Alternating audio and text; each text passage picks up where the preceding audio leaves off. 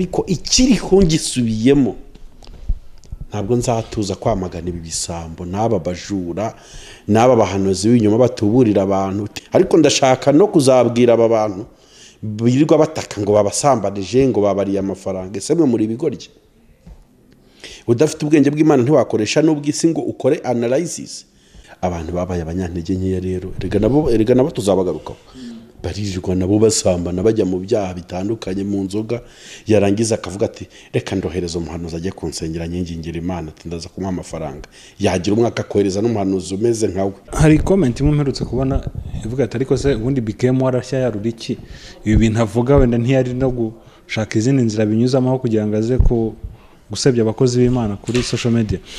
Uyu munsi hari ikibazo ngo cyayongwe ngo n'umugabo ngo kumwishyuza, naho yagose yazengurutse cino nyinshi zitandukanye ati bana yongemo ntabara yonga aranyambuye ntabara yonga aranyambuye cyamurimo n'amafaranga gusa, bivuga ngo yagakwiye kuba yishyuza yonga amafaranga gusa nta kinarengejeho. Ariko ari no gusesengura turamugaba gisenge muri ADPR yari muzima se bije mu mafaranga muri mu gute.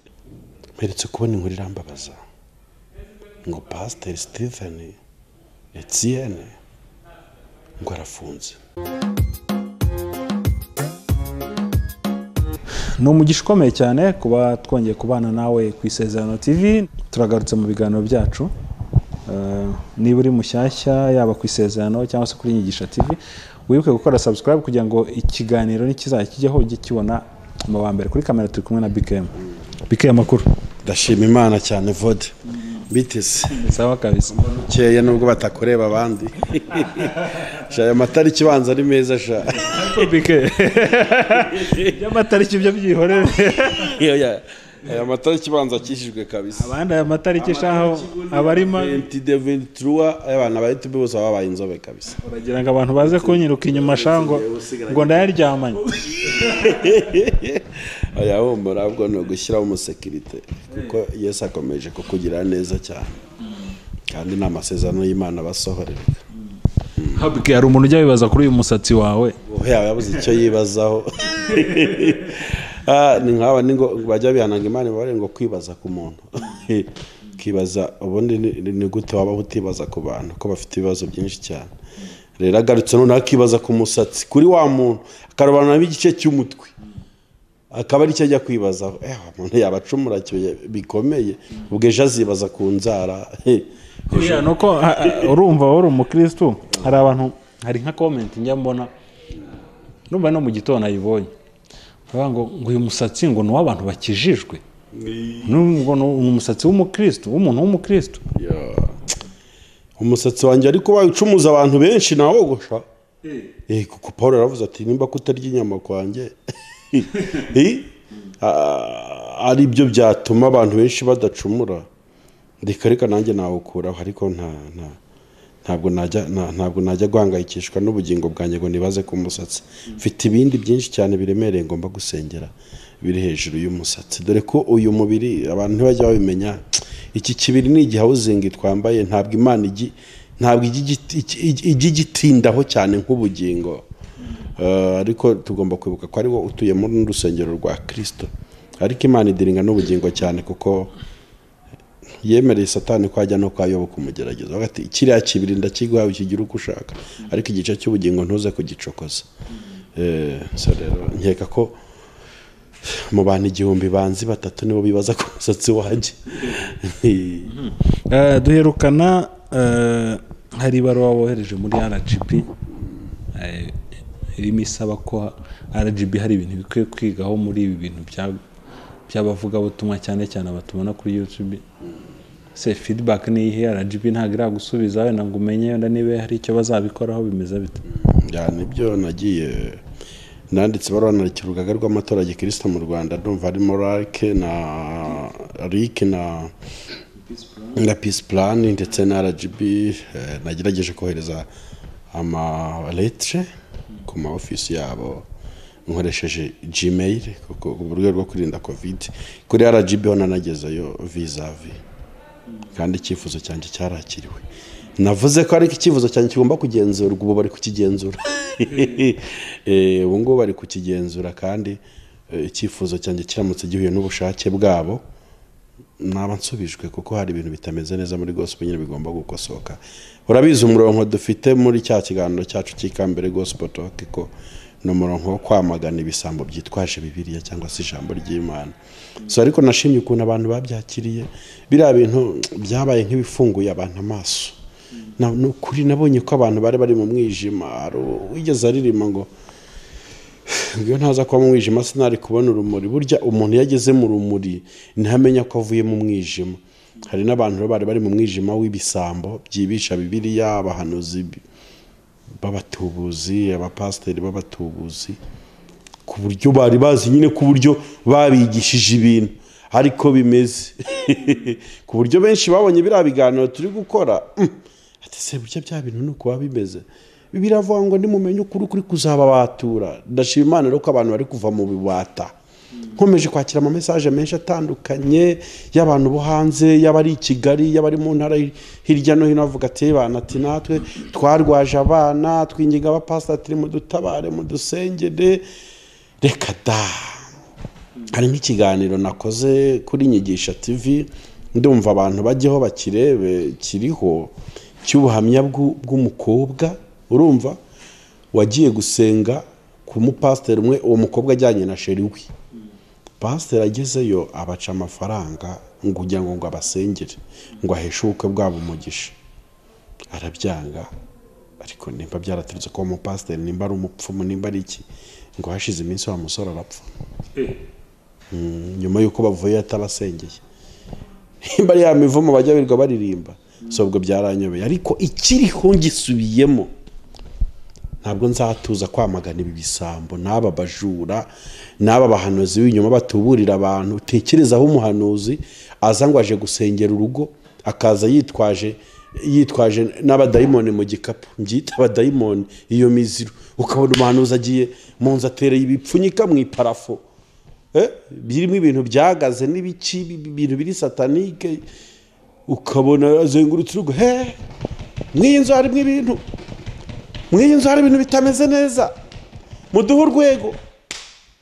Ukabona mu kanya ageze mu iparafo, ukabona avanyamo igipfunyika kimwe bajugunyemo, cyangwa hejuru mu mabati.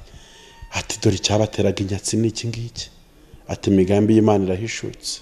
Abagore n'abana barabikora se, barabikora sha. Abagore n'abana beza bafite ukuntu bagira amarangamutima nkabikunda. Ati Mana we, akagira umugabo ati sheri, ati musinyira agasheke nka ka miliyoni, no kuri dora dukuyeho umwanda, dukuyeho karanda, dukuyeho inyatsi. Ntabwo umukozi w'Imana yava mu rugo, umukozi w'Imana wahe ko ari igisabo, ko ari umujura wabateye, mukaba mudafite umwuka w'ubugenzuzi ngo mubimenye. Ariko ndashaka no kuzabwira aba bantu birirwa bataka ngo babasambanije, ngo babariye amafaranga. Ese mwe muri bigorye?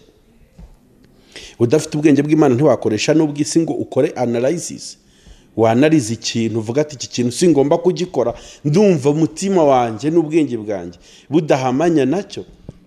Ikindi bagabanye, ese we bagukora mu mufuka?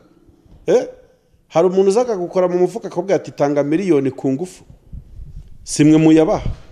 Nuko wenda mutigeze mumenya ya mayeri ya Satani mwayasobanukiwe. Ariko noneho message nshaka kwakira nuko uzajya numva abantu bibona bavuga ati nari ndwaye mpura na Yesu arankiza, nari imeze gutyo umwana arameze nabi, maze gusobanukirwa ukuri ko ngomba kubohora ubuzima bwanjye n'ubwo umwana wanjye mfata umwanya wo gusenga no kwiyiriza ubusa. Hari abantu bigize bicaye wajya ngo bicaye muri za ministeri nta mwanya bafite wo gusenga, birirwa bashaka abantu bajya kubasengera. Ubu abageni ubanda urugi, igihe ikibazo cyawe kitakubabaje kurusha wowe, nta wundi muntu uzababara ubuzima bwawe kurusha uko ububabaye.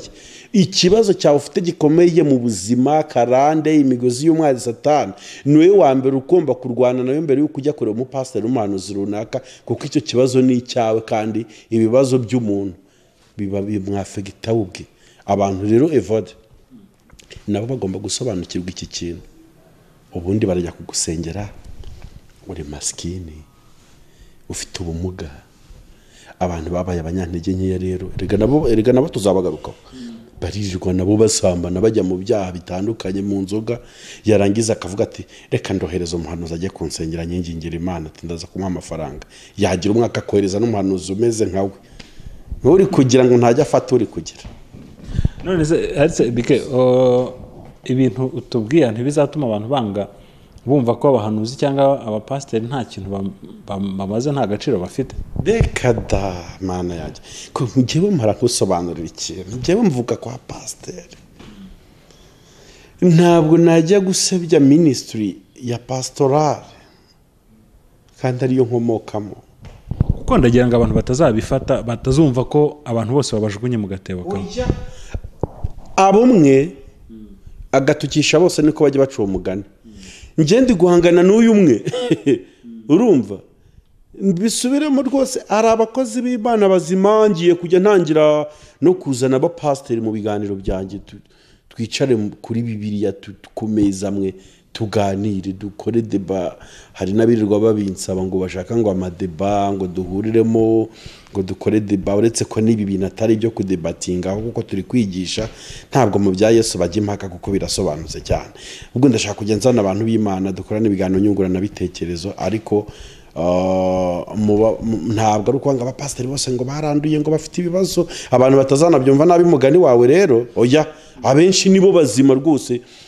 Eliya yigeze yiyemera azunguza intugu ku Mana ati uzi ko ari njye muhanuzi ukomeye usigaye mu iki gihugu, ati Mana njye nawe turabigenza. Uti Mana ati mutoto wangu aca tuza, haracyari 7,000 bitarapfukamira abayara.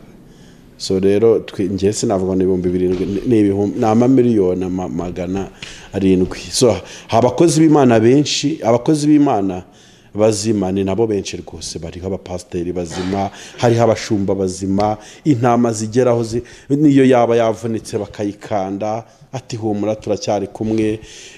Abona umuntu yayaguye mu byaha akajya kumuterura akamukuramo. Abona intama ikeneye ibyo kurya ati no ntama nimuyite itagwa mu nzira. Ni ukuri dufite abapasiteri bazima, dufite abahanuzi bazima. Mperutse guhura n'umuhanuzi w'Imana mfite ikibazo gikomeye cy'inzozi, ambwira icyo zisobanura. Mperutse guhura n'umuhanuzi mfite ahantu idosi, yarambwira ati witware gutya muri ibi bintu bimeze gutya, ugende gutya, uyu munsi n'uyu uzabona ikimenyetso kuko ndanakibona. Mperutse guhura n'umushumba turasengana, numva ngo nongeye gukumbura ibihe by'umwuka bya kera. So abantu b'Imana baracyaro ni nabo benshi, ariko ndanga noneho bamwe muri bo bambaye ayo matitre bakomeje gutukisha izina ry'Imana, batuma abanyamahanga basuzugura Imana yacu.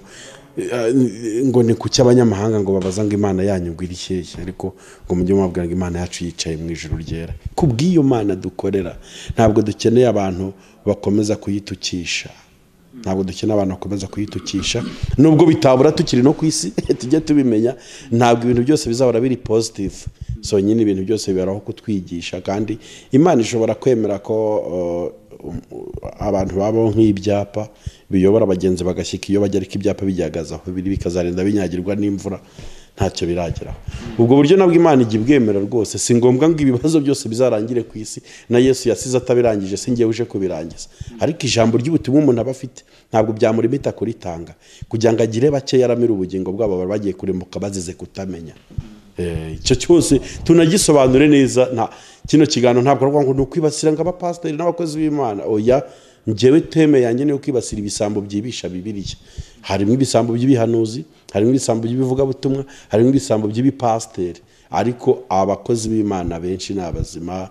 Dufite abantu b'Imana benshi bakoreye Imana neza muri iki gihugu, wenda umuntu ntabwo yajya gutaka amazina yabo, ariko barahari rwose babagejeje igihugu ahantu heza kubera ivuga butumwa.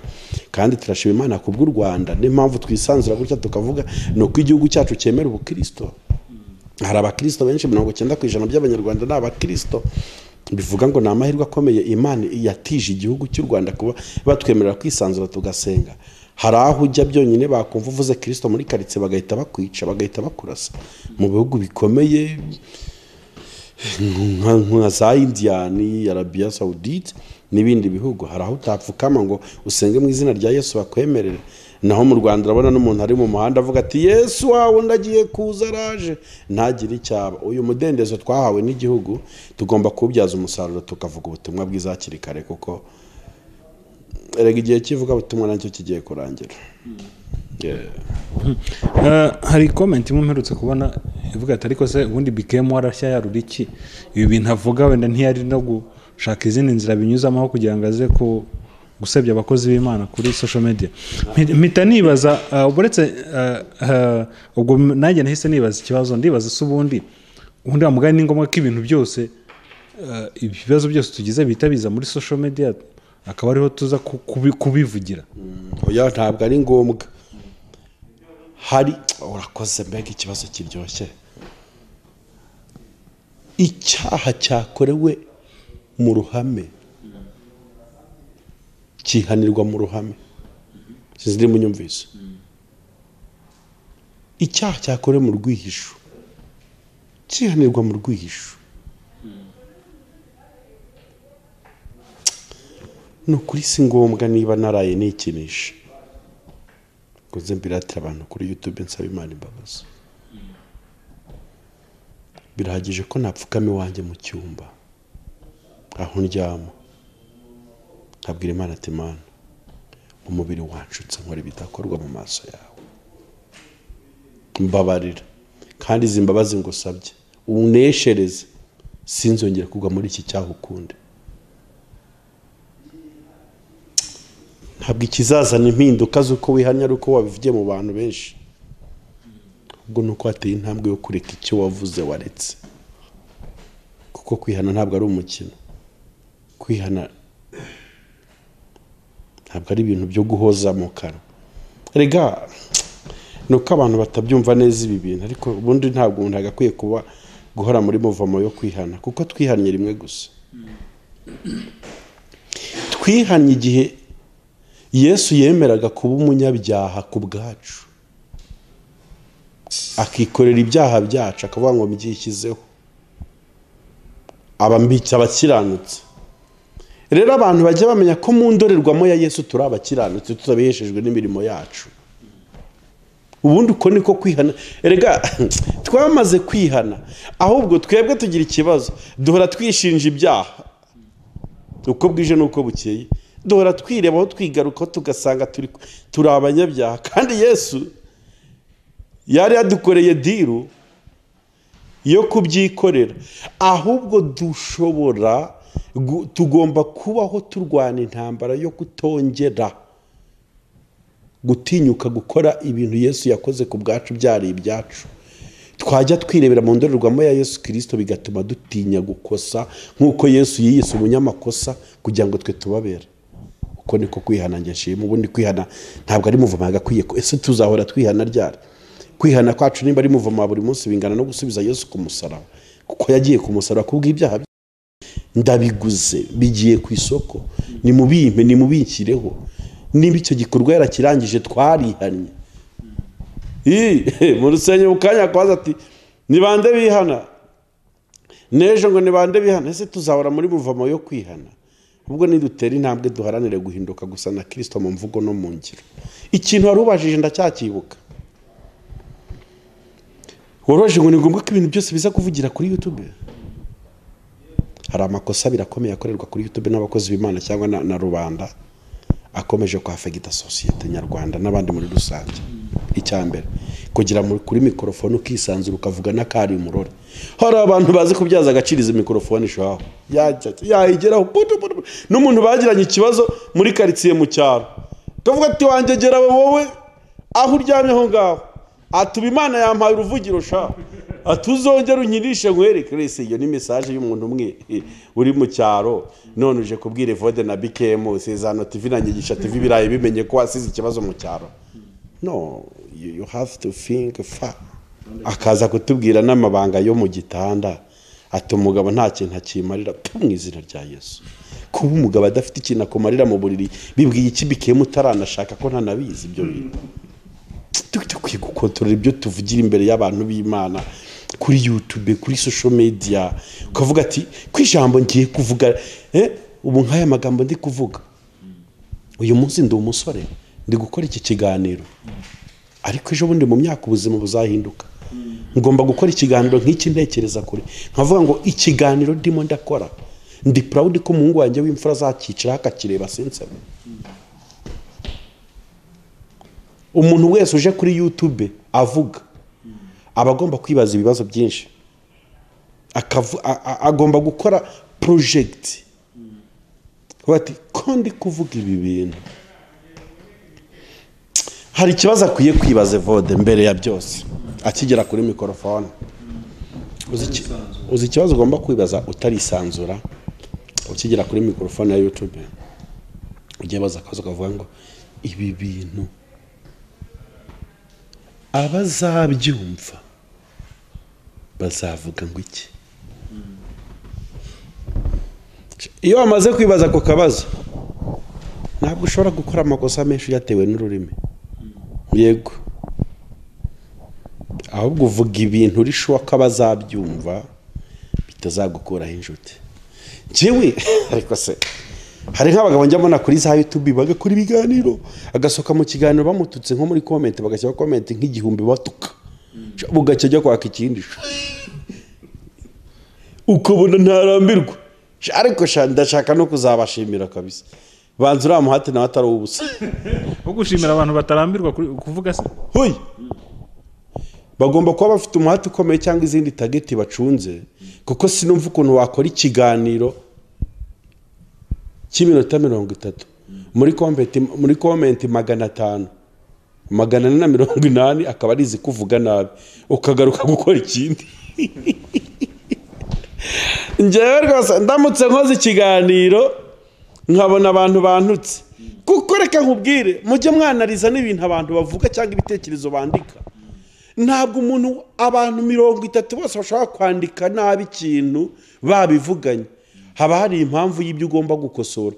Ndamutse nkoze iki kiganiro nkabona abantu benshi ntibakishimiye, benshi nabankosora, nagaruka mu kindi kiganiro cyo gusaba imbabazi. Bya bindi navuze nabivuze nka BKM mu mbabarire, rwose nabonye byarabababaje, ati none reka mvuge gutya, kuko ntabwo abantu bose 100 bashobora guhuriza kuri comment imwe batabonye ko ikibazo kiri remarkable. Rero icyo warumbajije rero si byiza ko ibintu byose bivugirwa kuri YouTube. Ndatanga nk'ingero abantu bajye banambabarira, njyewe hari igihe nsohoka mu kiganiro gutyo umuntu akajya kumbwira ngo namuvuze. Niba wivuze reka abantu bakuvuge please. Evode iyo umuntu yaje hano kuri YouTube ababaye public figure, aba yemerwe, abatanze n'uburenganzira bwo kumufata ijambo. Hari abapasiteri nyansohoka mu biganiro n'ukuri bakampamagara ati kuki wakomanse ku nkuru yacu, nuko nayibonye. Iyo utaza gutanga iyo nkuru njye nk'umunyamakuru simba narayivuzeho, nayivuzeho kuko nagize ute, nayibonye. Wowe uraje hano puto hari bitameze neza mu rugo, eba namadusengere umugore ubu yaraye ukwe nanjye naraye ukwanjye. Nanjye nkaza mu kiganiro cya kabiri nkavuga ati se uwo mugore wa waraye ukwe iti wenda urashurashura cyangwa ufite nkanariza nk'umunyamakuru. Uwo muntu ntabwo ijazaza kumwe ngo kuki wamvuze, yivuze mbere yuko muvuga. Uyu munsi hari ikibazo ngo cyayongwe ngo n'umugabo ngo kumwishyuza amafaranga nangahera, reka tureke umubare wenda se nawe ugenderewe. Ariko iyo mbirebye ndaseka nkanatangara cyane. What is this? Umuntu mwakoranye akazi arakwambuye, wenda uwagara YouTube mu rwego rw'isi sine wabasinye iyo contrat, none kuba umuntu yarakwambuye amafaranga uje kuregera kuri YouTube. How can YouTube pay you? Ikibazo afitanye na Yongwe ni ikibazo cye na Yongwe, si ikibazo BKM na Evode bakwiye ko none si kikureba kwiki. Nese wowe Evode cyambere nzi kutiza amategeko nturi umuruya nturi iki, uri umunyamakuru. Niba simbizi nimba na Yongwa muri mwe amafaranga, ariko niba Yongwa arimo uriya mugabo amafaranga, urukiko rw'ubucuruzi rukorera i Nyamirambo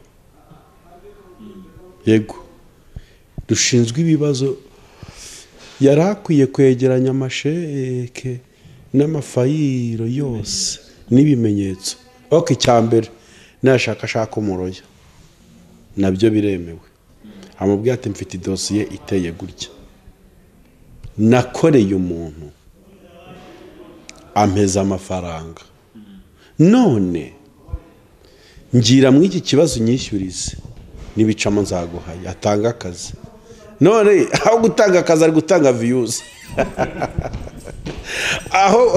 aho gutanga akazi ku baroya arimo aratanga views ku banyamakuru ari gutwika itikiye n'ubundi butunzi buri kwagendera sinzi nimba ari icyo bizatanga kuvugira biriya bintu kuri YouTube byo kwishyuza Yongwe ngo abashe kubona ubwishyu kurusha uko yajya mu nkiko yabijyana no muri RIB. Dufite ibintu byinshi hano mu Rwanda, dufite inzego nyinshi cyane zidiringa n'ibibazo nk'ibyo ngibyo umuntu akwiriye kwitabaza, akwiriye kujyamo zikamufasha kabisa. Naho yagose yazengurutse cino nyinshi zitandukanye ati bana Yonge mu ntabara, Yonge aranyambuye mu ntabara, Yonge aranyambuye. Reka da se aba banyamakuru sinzi nimba ari bo baza kumwishyuriza. Ubwo ni impuguro ndi gutanga nkurikije ikibazo wambajije ati si ngombwa kwisanzura ngo ibintu byose bugega kuri YouTube, ahubwo ibintu byose no bizana kuri YouTube se aba bavoka bacu ntibicwa n'inzarara cyangwa izi nkiko z'ubucuruzi zishinzwe kureba ibibazo by'abacuruzi niba bijyaneyo kuri YouTube haza ibindi cyo ngicyo. Rero ubwo ngubwo ngikoresheje nk'urugero mu kanya baravuga ngo wavuze ngo kuri wa mugabo niwe wivuze mbere ariko njyewe ubundi wamugane buri wanabiterwa n'iki kuvuga ngo umuntu mufitanye ikibazo muri babiri ukizanye kuri YouTube kukibwira miliyoni na wamuganusha gutanga views barabiterwa n'iki bura nta bindi bintu bibiri nyine byo mu nsengero ngenda kwa Evode ngo fata nk'igihumbi ku meza nta bimubwiye nkagikubita mu mufuka ariko shabantu ku cy'abantu dukomeje kubinjije ko hari umusaza nakunze shaho wigeze mpyisi yigeze yicara abwira abanyamakuru ati ndashima Imana ko ndasobanukiye ko ndinjije. Urura musaza abafite filozofi nyinshi n'ubwenge bwinshi abantu ntibabashe kumutahura, ariko abantu benshi n'ukuri dusobanukiye ko turinjiji twabasha no kuba abanyabwenge kuko naringwa urugero nje kwa Evode ngiye gutaha ngafata igihumbi kirambitse ku meza nibye Evode igihumbi, none nje mu iteraniro ry'abantu 500 kwihana ko nibye Evode igihumbi. What is that? Mfitanye ikibazo na Evode nambohora ndabambohotse ku Mana. Ndajya mbwira abantu ko ziriya mbabazi basaba batajya banazihabwa. Genda kuri tere wacumuriyeho, genda kuri tere yabereye mu ikibazo abari ujya kurwanira nacyo, kuko nta muntu ujya urwana ari inyuma y'urugamba. Ndetse kubona ko iby'igihumbi nje mu masengesho Imana imbabarire kwiba maze natwe ariko idini ndarikunda ariko ndanaryanga abandi ngo Imana ikubabarire. What is that? ngo ikweze ngo reka nshyire Evode ku ruhande ngo twiyeze. Wowe uriyeza wowe ushobora kwiyeza so uri iki? Ninde muntu wakweza undi se? Ese umunyabyaha se yeza undi? Nibyo Evode igihumbi. Evode twicaye no mu rusengero ndi gusaba imbabazi nkaho nagasohoye Evode mubwira ati mwene da navuye mu rugo mfite akabazo, nari mfite akabazo gakomeye, mbona igihumbi ku meza ndakijyana, ndakwinginze mbabarira, ndumva umutima wanjye utari kujya mu ijuru kubera ikintu nagukoreye. Evode ukwiye kubohora ubugingo bwanjye kuko niwe nacumuyeho imbere y'abantu 500 se ndaza kwihanira ibyo bintu gute byakorewe mu rwihisho. Abantu bagomba kuba macuwa enough kuri icyo kintu bakajya bamenya ko ahabereye ibibazo ari naho bikwiye kubonerwa ibisubizo byabyo byose batabizanye kuri YouTube. Mbega kuri wowe ntago uriya yagomba kuza kuri YouTube, yagomba kugiye kureba Yongwe bagakemura ikibazo cyangwa akajya mu nkiko? Tuvuge ko yarebye Yongwe wenda akamwandikira n'ama message bikanga, kuko nge ntabwo ndi hano ngo defende Yongwe ko wenda atari mwari y'amafaranga, ndahubwo ndi kuvuga uburyo cyuri muntu ari kwishyuza ndi kumuha inzira nziza yatuma yishyurwa bitarenze n'iminsi 3.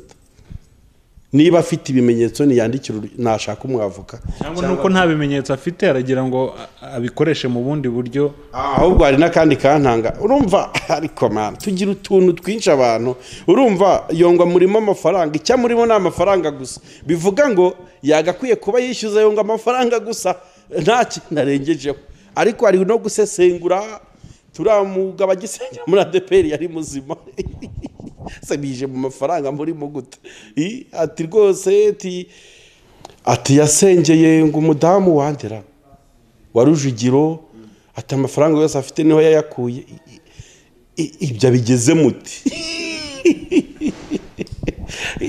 ikeko ko ari ukwishyuza ari kurenga imbibi nibyo ndi kuvuga ngo ntabwo tugomba kuza kuri izi mikoro ngo turengere tujye mu bintu byinshi bitandukanye no so najye mu nkiko arege inkiko zikurikirana ikibazo cye yongwe yishyuzwe nibashaka bashyiriho n'ihazabu koko nimba sitasiyo yaba ari ukuri ariko nareke kwinjira no mu buzima bwa yongwe bundi inyuma yo kwishyuza aya turi mu kiganiro ikambere turi guhugura turi guhugura abakozi b'Imana cyangwa abantu muri rusange baza kuri YouTube uko bagakwiye kwitwara bageze aha uwo numwe wanyuma dusoza umugabo yari yibereye mu Rwanda mu myaka yashize itambutse mike afite ikibazo cy'ubuzima bumukomereye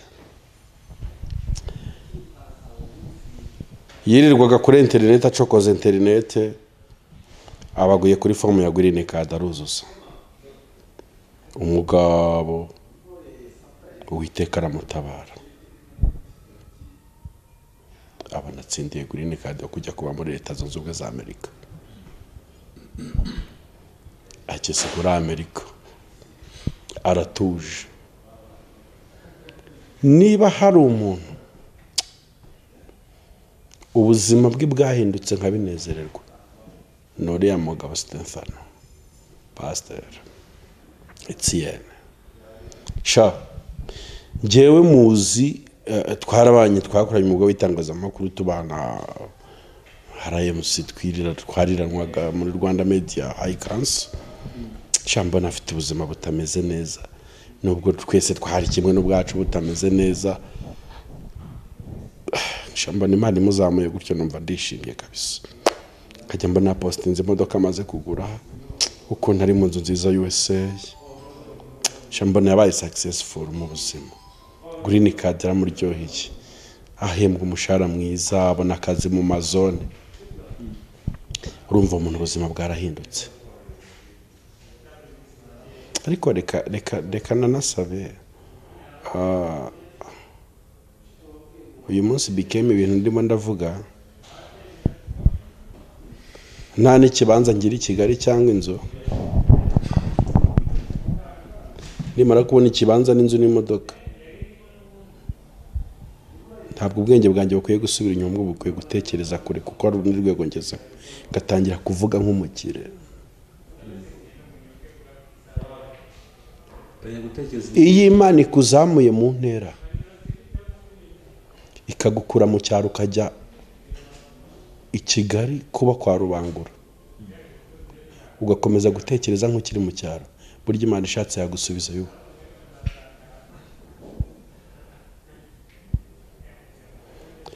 kimwe mu bintu bijya bibabaza Imana ni ukubona umuntu ageze hejuru ntarekonese ko Imana ifite uruhare mu iterambere rye ibyo bishobora gutuma n'Imana iguhana cyangwa igusubiza haze kugira ngo ibanze igira andi masomo ikwigisha mperetse kubona inkuru irambabaza ngo Pastor Stephen Etienne ngo arafunze turi kuvuga kuri ya social media wambajije n'ukuntu tugomba kuyitwara n'ibyo tugomba kwavugira ejo bundi barajaje mu Rwanda yifitiye filimi nziza rwose ica ku Gusenga TV kamuhe na promotion reka mwamamarize rwose twasangiye capati n'ibishyimbo rwose mugenda musure n'iyo filimi ni nziza irimo ketchup umugabo aje mu Rwanda aje gukurikirana ibya filimi ye no kuyamamaza umva icyambabaje. Ntavuye muri Amerika ikimugenza ari kwamamaza filimi ngo imenyekane. Siyo papose ko tujye dushaka uburyo mu buzima tugira na focus. Donc ubu ufite ikintu kimwe uhanganye nacyo Rwanda nacyo ugikurikirane maka gikunze mbere yuko ujya kukivangira handi ma projet. Umugabo yaraje mbona agiye ku binyamakuru bimwe bya hano mu Rwanda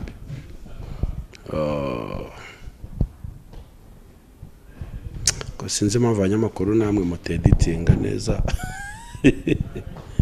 basi mugira ibintu mwakora mu biganiro iyo mwakurikiranye umuntu avuga hari ukuntu abantu batabasha kwikontorora ariko abanyamakuru bakabafashamo. ikosa ry'abanyamakuru hariya ahantu rwose umunyamakuru na rwose yarakwiriye kweditinga cyane igihe yumvaga kiriya kiganiro, ariko si ikosa rinini kuri we, ariko nabyo ni byiza. Mu Faransa aravuze ngo toute vérité n'est pas bonne à dire. Umugabo ntaje mu Rwanda ameze neza rwose, Kanombe baramutega ahitira ku mateleviziyo. Yaje kugira ute kwamamaza filime nziza ya Gikristo, ariko mu kwamamaza iyo filime kwe yarivuze. Titire yaravugaga ngo muri Amerika sinigeze mpirwa n'abagore.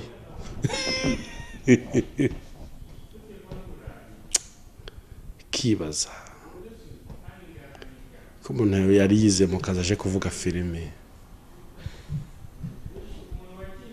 hageze mu bagore gute? Hageze muri histoire z'urushako gute? Haje kwihimura, aje gushaka umugore kuri YouTube mushyashya.